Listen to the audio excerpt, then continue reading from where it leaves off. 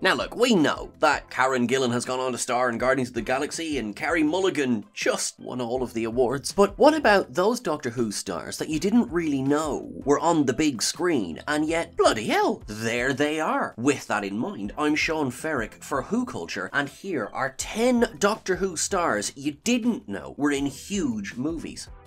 Number 10. Arthur Darvill, Robin Hood. Arthur Darvill brought life to that lovable lost puppy in human form, Rory Williams. Rory ends up joining his beau Amy on her travels throughout time and space before a pesky weeping angel takes them both out of the Doctor's life. Before joining the Doctor Who cast, Darvill had a number of interesting roles in various film and TV projects. He appeared on British kids staple Sooty in 2001, played Mick Gallagher in the 2010 biopic Sex and Drugs and Rock and Roll, and starred alongside Russell Crowe in 2010's Robin Hood. Okay, starred is a strong word. Directed by Ridley Scott, Robin Hood attempted to make the famous Bowman cool again. It didn't, but hopefully Ridley and Russell had a nice time making it. Darvill turns up very briefly as a groom in a set of stables. He's about 2/3 of the way down the cast list on IMDb and has a single line of dialogue, so that tells you all you really need to know about his importance to the story. Regardless, at least he gets to say he was in a Ridley Scott movie. Number 9. Peter Capaldi, Bean. Does it get more British than a crossover between Doctor Who and Mr. Bean? Rowan Atkinson's bumbling comedy creation has entertained generations of viewers while rarely saying a word, and became so popular that he appeared in 2 feature films, starting with this one in 1997. Bean, the ultimate disaster movie, whisks our hapless hero off to the United States, where he's charged with guarding a priceless painting. Inevitably, Bean cocks the whole thing up, and has to replace the artwork before anyone can notice he's ruined it. Even without Atkinson, the film has a fair bit of star power to it. Legendary English actor John Mills gave one of his final performances. A young Sandra Oh turns up, as does the owner of cinema's greatest mustache, Burt Reynolds. But of course, the reason we're all here is to discuss Peter Capaldi, who plays a character called Gareth at the start of the movie. Capaldi was an established actor at this point, so it's rather odd to see him in such a nothing role with barely any dialogue, but on the plus side, he does sport some rather snazzy glasses here. Number 8. Jenna Coleman, Captain America: The First Avenger.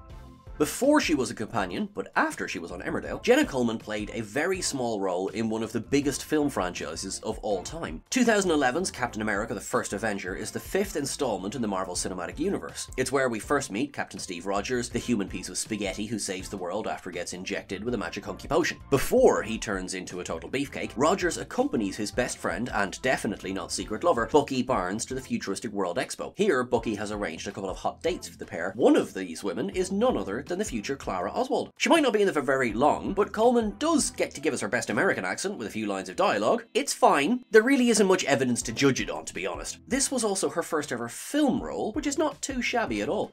Number 7. Matt Smith in Bruges.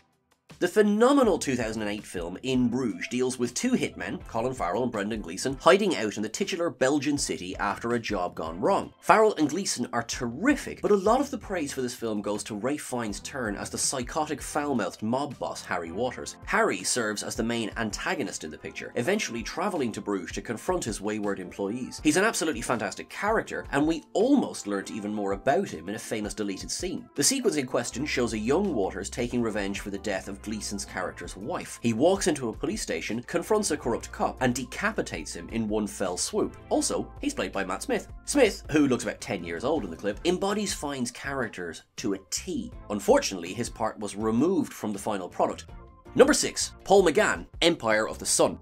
Say what you like about Chris Chibnall, but at least he opened the door for more Paul McGann appearances in Doctor Who going forward. Despite not appearing in the show all that much, McGann had a long and fruitful acting career outside of Doctor Who. On top of his outstanding performance in the classic With Nail and I, and his regrettable turn in Lesbian Vampire Killers, McGann also made a very understated appearance in Steven Spielberg's 1987 movie Empire of the Sun. Set in World War II, the film stars Christian Bale as a young boy living in a prisoner of war camp under Japanese rule. It's part coming of age, part military epic. Think of it as Saving Private Ryan crossed with E.T. McGann plays a soldier by the name of Lieutenant Price towards the end of the movie in such a minor role that he's very easy to miss. Empire of the Sun also features a young Ben Stiller, so there's quite a lot of star power here just waiting to break out. Number 5. David Tennant, How to Train Your Dragon.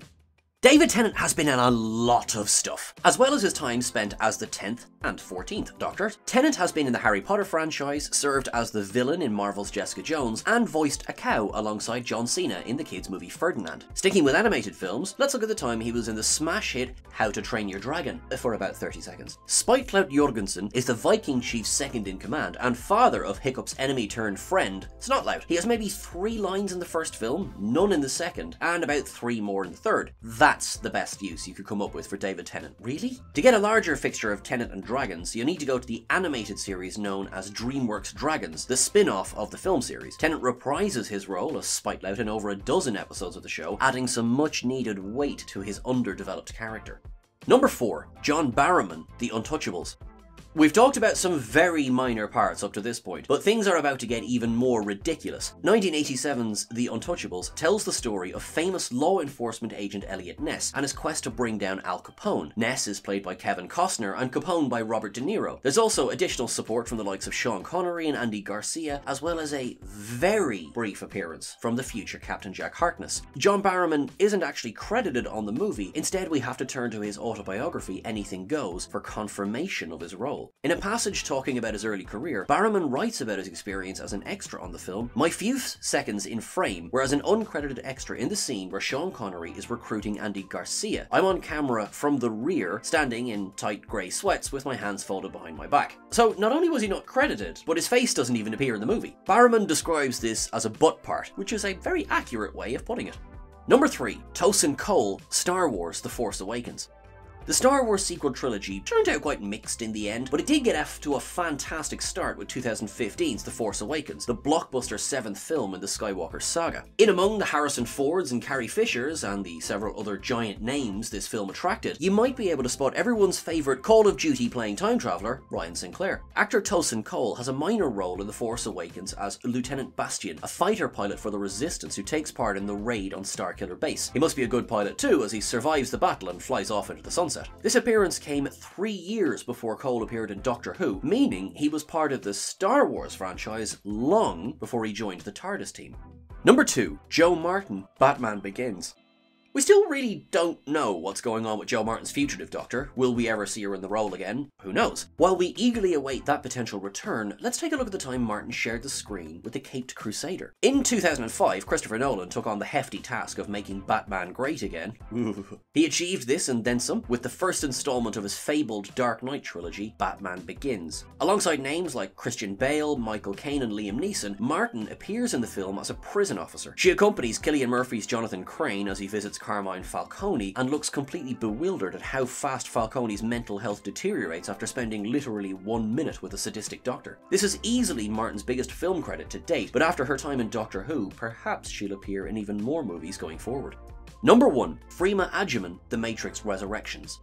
The wonderful Martha Jones wasn't half put through the ringer during her time on Doctor Who, having to walk a dystopian Earth that had fallen under the Master's dastardly rule. But on the plus side, actress FREEMA AGYEMAN has fared much better outside the show. Before Doctor Who, she did the rounds on the predictable TV dramas, The Bill, Casualty, Silent Witness and the rest, and after Doctor Who, she's been on Law & Order UK, The Carrie Diaries and Netflix's Sense8. It was this show that put her in touch with the acclaimed directors, the Wachowskis, who co-created and wrote the whole thing. So when Lana Wachowski was directing the 4th installment of the Matrix franchise, she knew exactly who to call when casting a small role. AGYEMAN plays a character called Astra in the movie, one of Neo's fellow developers at the game studio where he works. It's a brief part, but it's enough to notice that she hasn't aged a day in the 11 years since her final Doctor Who appearance. Are we sure she's not a Time Lord? It might not be a major role, but with Doctor Who, Torchwood and now The Matrix, AGYEMAN is collecting sci-fi franchises like Thanos collects Infinity Stones. That's everything for our list today, folks. What did you think? And more importantly, do you think we missed anything? Let us know. Thanks again to Jacob Simmons for this original list. Go and check out the list over on whatculture.com. Remember, you can follow us at WhoCulture on Twitter and Instagram and TikTok. You can follow myself at Sean Ferrick on the various socials as well. Till I'm talking to you again, make sure you look after yourself. Make sure that you're kind to yourself. Look after your nearest and dearest, and just generally, just lead with kindness. Keep things wibbly wobbly till I'm talking to you again. Thanks very much. Bye.